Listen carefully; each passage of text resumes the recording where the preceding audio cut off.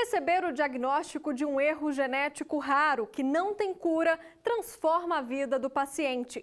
Além de conviver com os sintomas, no Brasil, os portadores da doença de Fabry ainda enfrentam outro problema: conseguir o remédio que não é fornecido pelo SUS e tem um custo mensal de quase R$15 mil.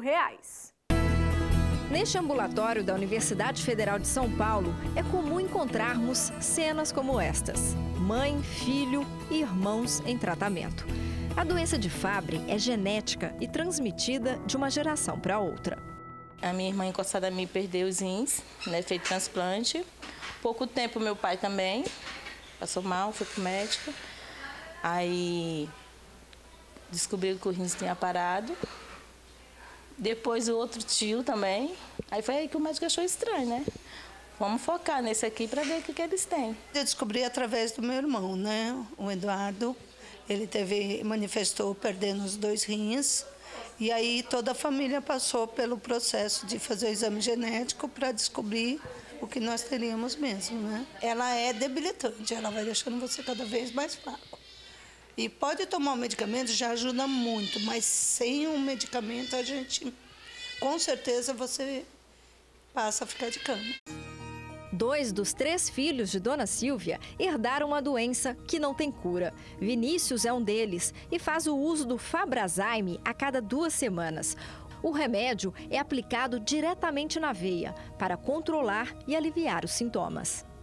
Desde que eu me lembro, aos 7 anos eu tenho sintomas. Dores na mão e no pé, né?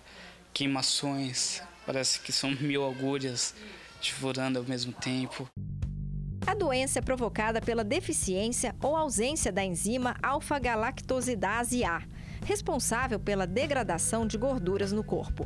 Segundo esta médica especialista no assunto, quando não há reposição desta enzima, órgãos importantes como rim, coração e cérebro começam a apresentar sérios problemas.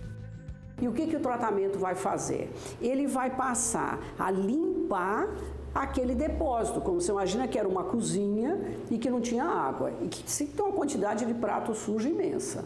E aí ele vai começar a tirar esse depósito. Se eu começo na infância, que o depósito tem pouco tempo, o que a gente imagina que vai acontecer é que essas crianças não vão desenvolver nem insuficiência renal, nem quadro cardíaco, porque a gente impediu que esse depósito chegasse a esse ponto. Se eu já tenho um adulto, por exemplo, e que já tem um quadro renal, eu vou usar esse medicamento, para o rim dele já foi, mas eu preciso proteger o coração, que é o órgão que acaba, na verdade, tendo a maior mortalidade, e preciso proteger o cérebro, no sentido de que ele não faça os acidentes vasculares cerebrais. A doença de Fabry é rara e o medicamento mais indicado nos centros de referência do país, como o da Unifesp, não está incluído na lista do Sistema Único de Saúde. Por isso, os pacientes precisam recorrer à Justiça para ter acesso às aplicações. E cada uma custa mais de R$7 mil. Foi o caso também dessa professora que desde a infância sofre com complicações na visão e no sistema digestivo. Aos 49 anos, Celinei passou por diversas internações.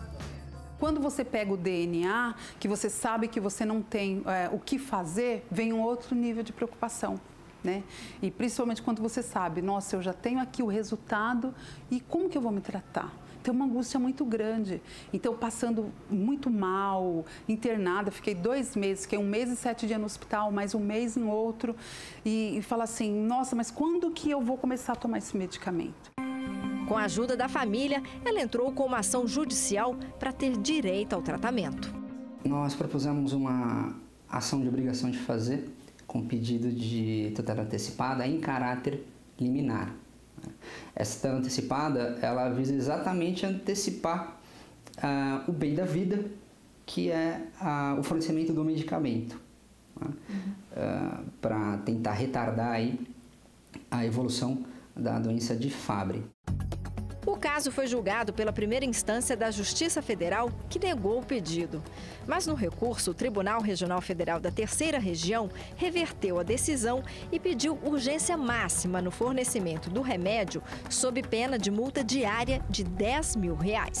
No processo, havia indicação da medicação por um médico O remédio já tinha sido aprovado pela Anvisa, constava no cadastro da Anvisa como um remédio eficiente, e não havia qualquer outra prova nos autos no sentido de que outro medicamento pudesse substituí-lo, né? Em nota, a Advocacia Geral da União alegou que pesquisas não comprovam a efetividade do medicamento. Por isso, não é distribuído pelo SUS. E que o sistema fornece outros remédios que tratam da doença de Fabry. Além disso, a compra do medicamento geraria um custo aproximado de R$ 450 mil anuais para um único paciente. A União vai recorrer, mas afirmou que, por enquanto, cumprirá a decisão. Acho que a resposta que eu tenho que dar é assim, a esperança de recebê-lo, né? Porque eu acho que nós temos que nos munir só de esperança numa situação tão caótica que está a saúde. Com a medicação, a professora espera conseguir ter uma vida normal. Mas para quem tem casos na família, sempre haverá uma grande preocupação com as próximas gerações. Eu fiquei num misto de feliz e triste, porque a gente estava numa saga de quase 5 anos tentando descobrir o que acontecia no estômago e intestino da minha mãe. E quando disseram que eu tinha, na sequência, eu já tive que fazer na minha filha também. Como a gente soube que ela não teve a sorte de não ter a doença, a gente voltou para o foco com a minha mãe para tentar resolver primeiro o problema dela, né? Você descobrir que tem uma doença é um baque. Descobrir que você tem que tomar um remédio é um outro baque. Descobrir que você tem que precisar do governo para tomar o remédio é um outro baque.